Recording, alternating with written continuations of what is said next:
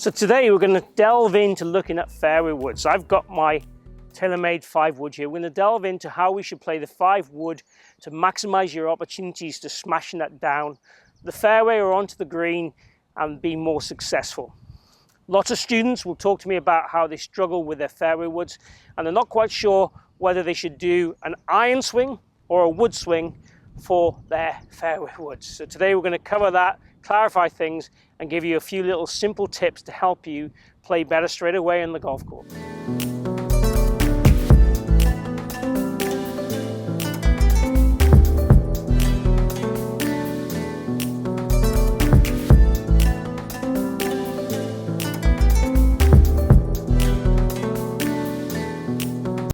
So we're looking at fairway woods, and again, a lot of people get confused whether it should be an iron swing or a wood swing. Now for me, there is only one swing, same swing for all clubs.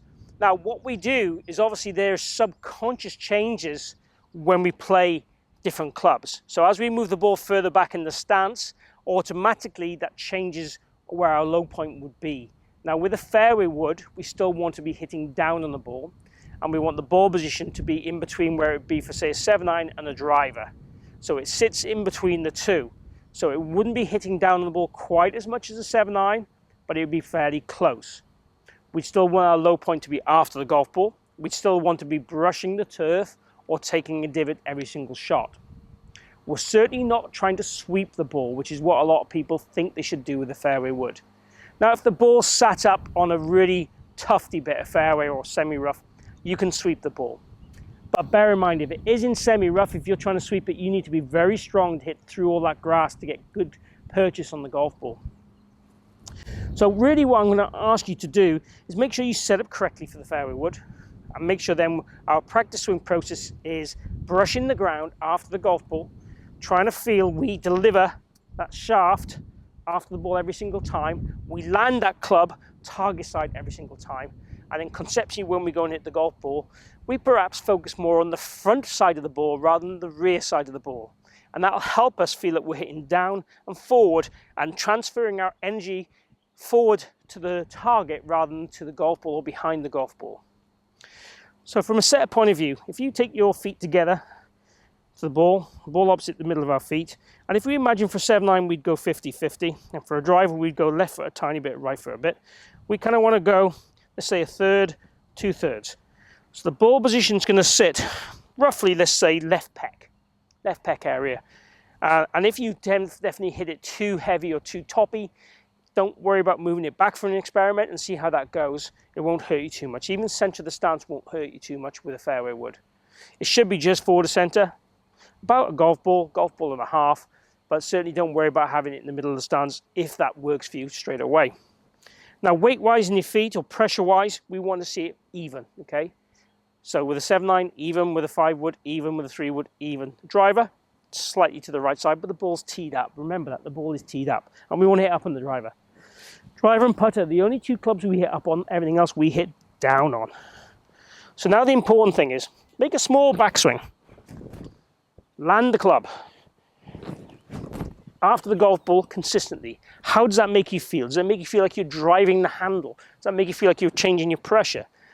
We want that every single time. Once we've got that feel, we then go to the golf ball and hit it with the same feel. If you struggle to get it, break it down to small swings and build it back up. But we want to be landing the club after the ball every single time and making some ground interaction, measuring that ground every time. Give yourself that feedback of where you're hitting it. If you need to, draw a line on the turf with a athlete's foot spray, chalk, or even just using your club to dent the surface and give an idea of where that club is landing. That's very important. So, routine for the course. Small swing, land the club. Step to the golf ball. Ball position, just left to center as we said, weight even.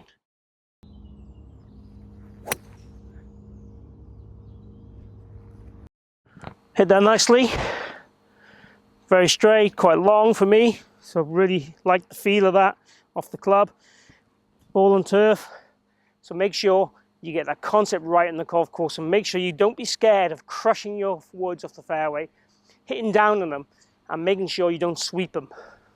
Paramount, you don't sweep them. So there's your tip to make sure you crush your fairway woods every time. Get rid of those sweepy, toppy, thinny shots that kind of go halfway or quarter of the way to the hole. Make sure you get your layups or your second shots from the fairway, if you're hitting the fairway metal, onto the green more often than not. So follow this little concept, this routine, this process, and also the half swing, practice swing, to make sure you get more consistent and more playable every single time with your fairway woods. If you've enjoyed today's video, please click like and share the video. Also, please comment down below what parts of the game you struggle with, or also if you have any questions on this subject area specifically. Thank you for joining me today. I hope you've already subscribed. If you haven't, please hit my logo down below. It costs nothing. And also make sure you hit the bell notification to get all the updates on my latest videos. Hopefully they're all helping you. Lastly, thank you for tuning in today, and I hope to see you back here at the Forest of Arden real soon.